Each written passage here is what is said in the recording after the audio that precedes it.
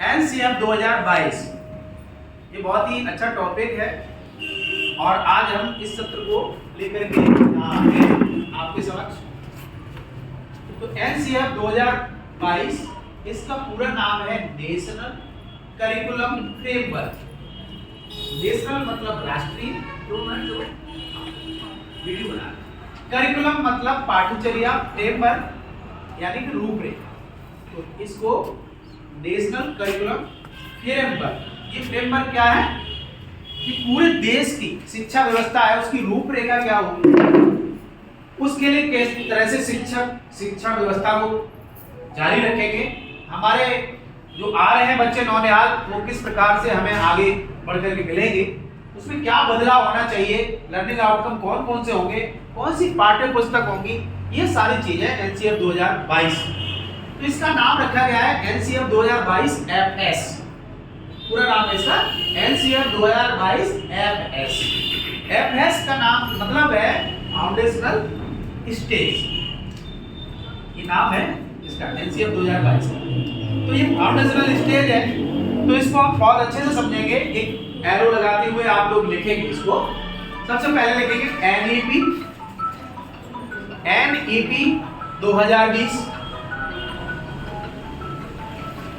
NEP 2020 arrow लगा देंगे यानी तीर का निशान लगाएंगे। उसके सामने लिखेंगे एनसीएफ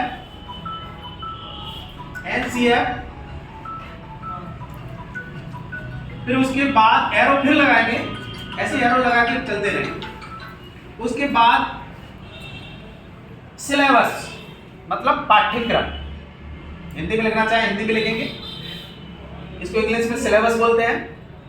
फिर अगला है एरो लगाएंगे, फिर तीर लगाएंगे, टेक्स्ट बुक यानी कि पाठ्य पुस्तक, हिंदी में लिखना चाहे तो हिंदी में पाठ्य पुस्तक, इंग्लिश में लिखना चाहे टेक्स्ट बुक।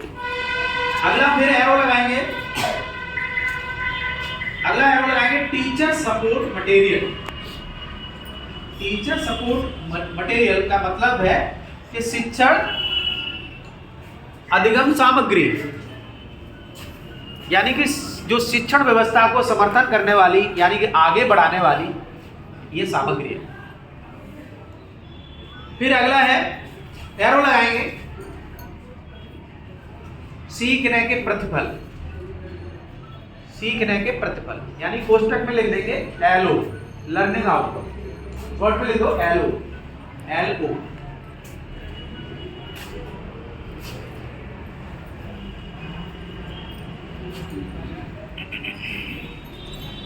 हाँ, लर्निंग आउटकम। और एरो लगाएंगे लास्ट में शिक्षण योजनाएं,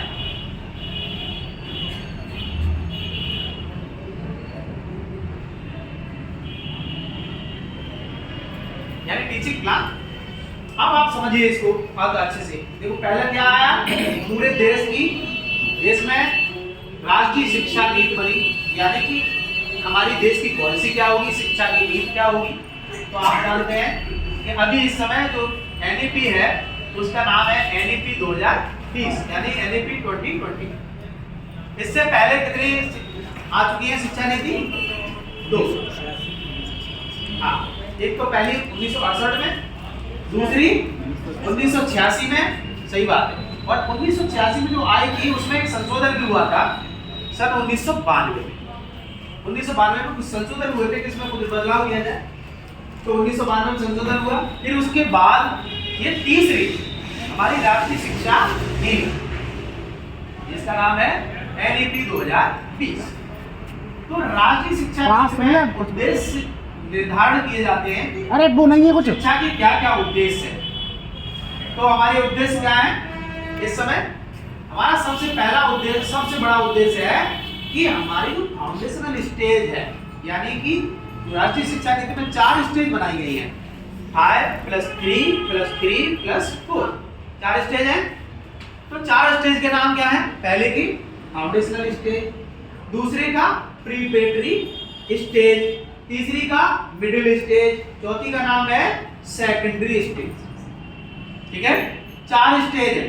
तो पहली स्टेज पे ही है राष्ट्रीय शिक्षा नीति, ने बताया कि हमारी फाउंडेशनल स्टेज जो है, बुनियादी जो ढांचा है हमारा, बुनियादी स्तर है पहला, उसमें कितने वर्ष तक का काउंट किया जाता है?